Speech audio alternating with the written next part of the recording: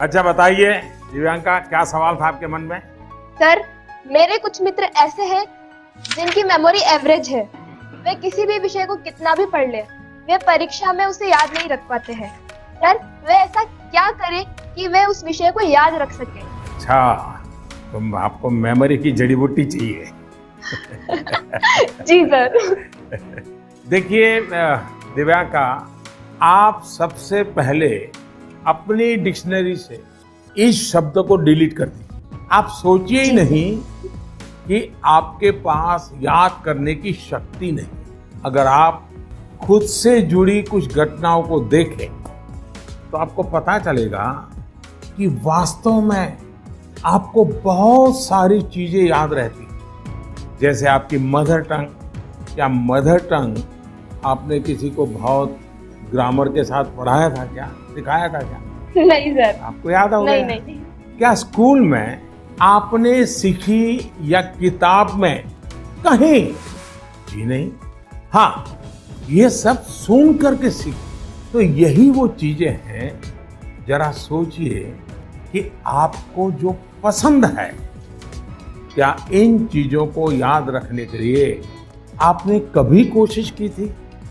वो बातें जिनसे आप पूरी तरह जुड़ गए हैं, मग्न हो गए हैं, वो बातें जो आपका हिस्सा बन गई हैं, आपके विचार प्रवाह का हिस्सा बन गई हैं, उन्हें आप कभी नहीं भूलते। दूसरे शब्दों में कहूं तो ये मेमोराइज नहीं है, एक्चुअली ये इंटरनलाइज है। और इंटरनलाइज करना यही इसका एक अच्छा रास्ता है। और इसलिए आपको याद करने पर जोर देने के बजाय आपको उसे जीने की कोशिश करनी चाहिए। सहजता, सरलता, समग्रता के साथ आपके पास भी वही सारी शक्तियां हैं जो किसी बहुत टैलेंटेड व्यक्ति के पास होती है। सोचिए, अपने भाई या बहन के साथ अगर आपका झगड़ा हुआ हो तो वो आपको एकदम याद रहता है, आप उसे भूलते नहीं है। यहाँ तक कि आपको यह भी याद रहता होगा कि उस समय आपके भाई बहन ने कौन से कपड़े पहने थे, आप खड़े खड़े लड़ रहे थे कि दौड़ते हुए लड़ रहे थे, सब याद होगा। एक एक वाक्य याद होगा।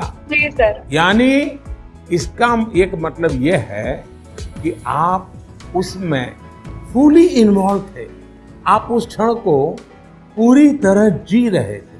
साफ है कि चीजें याद रहे, प्रॉपरली रिकॉल कर सके, उसके लिए आप जिस क्षण में हैं उस क्षण में ही रहना और उसमें पूरी तरह से इन्वॉल्व रहना बहुत जरूरी है। यानी हम पढ़ाई कर रहे हैं, किताब हाथ में है और मन है खेल के मैदान में, सहेलियों के साथ, दोस्तों के साथ, फिर तो मामला गड़बड़ हो जाता है।